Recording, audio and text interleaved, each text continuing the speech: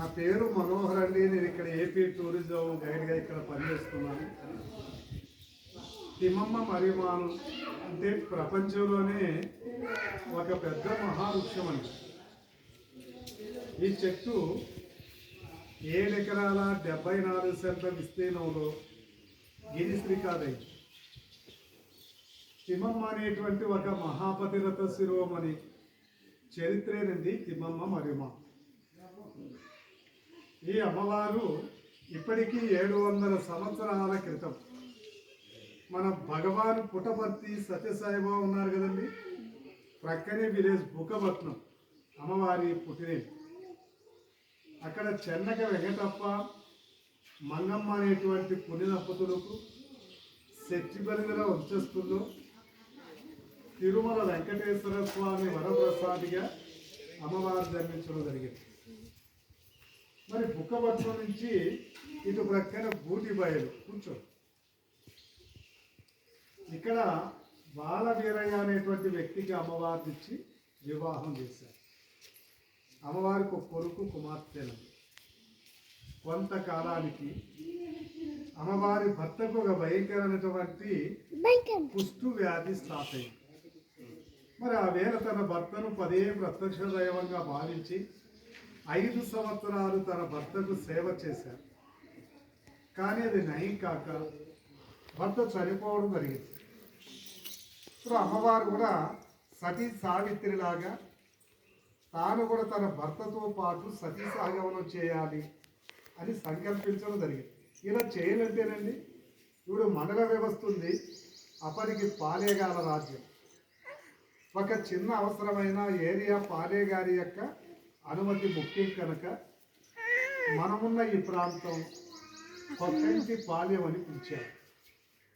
మరి సతీ సాగమనానికి అనుమతించమని అమ్మవారు పాలేగారిని ప్రార్థించేసరికి పాలేగారు అన్నారట, అమ్మా నేను ఇచ్చిన ఏదైనా 2 పరీక్షల్లో విజయం సాధించాలి అన్నారు.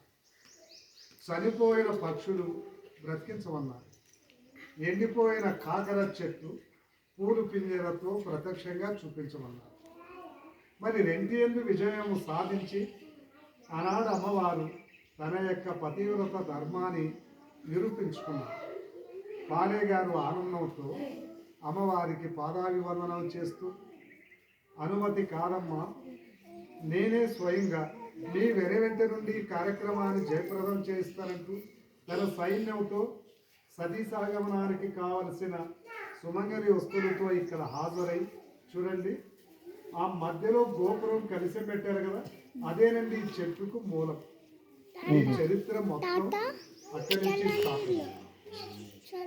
అక్కడ అగ్నిగుండం ఏర్పాటు చేస్తే దానికి 4 ప్రక్కల అమ్మవారు ఎండిపోయిన మర్రి కొమ్మలు నాటి, అయ్యా మా శరీరాన్ని అగ్నిలో కాలి భస్మమైన వెంటనే చిది నుంచి నీరు పొంగి పొరలి చిదికి ఈశాన్యపు దిక్కున నేను నాటిన బట్టి మర్రి కొమ్మ తన పతివ్రత ధర్మానికి సాక్ష్యంగా వెంటనే చిగురించి అది మహిమానితమైన మర్రి చెట్టై ఈ కలియుగం ఉన్నంతకాలం తిమ్మమ్మ మర్రిమాన్ అనేటువంటి పేరుతో పూజింపబడుతుందని వాగ్దానం చేస్తూ తన భర్తతో పాటు అక్కడ అమ్మవారు అగ్నిగుండ ప్రవేశించారు.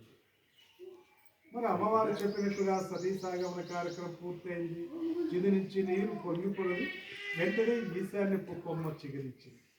ఇలా ఆనాడు అక్కడ చిగురించిన ఒక చిన్న మొక్కండి ఇప్పుడు ప్రపంచంలోని పెద్ద మహావృక్షం తిమ్మమ్మ మర్రిమాన్.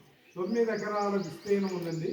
వరదనం చెట్టు తల్లి వేరు మొదలంటే అక్కడి ఆ మధ్యలో గోపురమే మొదలకు సాక్ష్యం. 100 అడుగుల వెడల్పుడినంత మొదలు.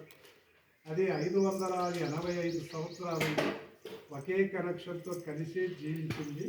ఇప్పటికీ 89 సంవత్సరాల క్రితమే ఆ మొదలు అనేది ఏర్పాటు పడిపోయిందండి. మొదలకు గుర్తుగా ఆ కాంపౌండ్ వాళ్ళు కట్టి ఆ సతీ సాగరం చేసినానికి సాక్ష్యంగా మధ్యలో గోపురం కట్టారు. సాక్షాత్తు అమ్మవారు సతీ సాగరంలో చేసిన పుణ్యభూమి ఈ మహావృక్షానికి మొదలు ప్రసాదించిన పుణ్యభూమి.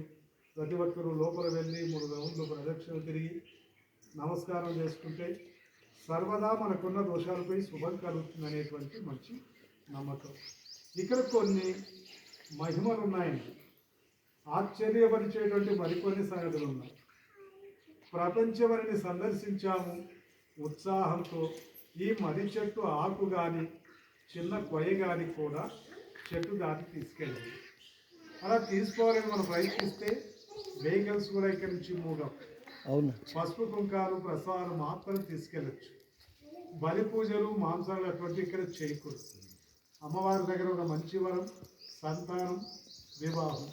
అమ్మవారిని ప్రార్థించి మృక్కుబడి చేసుకొని పూజారి గారు ఇచ్చిన ముడుపు అటు పక్కన చెట్టు కడతారు. ఎడారి తిరగకుండానే సంతానం, వెంటనే వివాహం. అందుకే ఇక్కడ కుల మత భేదాలకు చోటు. ఈ మహావృక్షాల మీద పక్షులు గూడు కట్టరు. పక్షులు పగలంతా ఇక్కడే ఉన్నా మరిపలి తిని ఆస్వాదిస్తున్నా మరి ఎక్కడ గలిచి రాత్రి సమయాన్ని చెట్ల మీద పక్షులు నిద్రించి.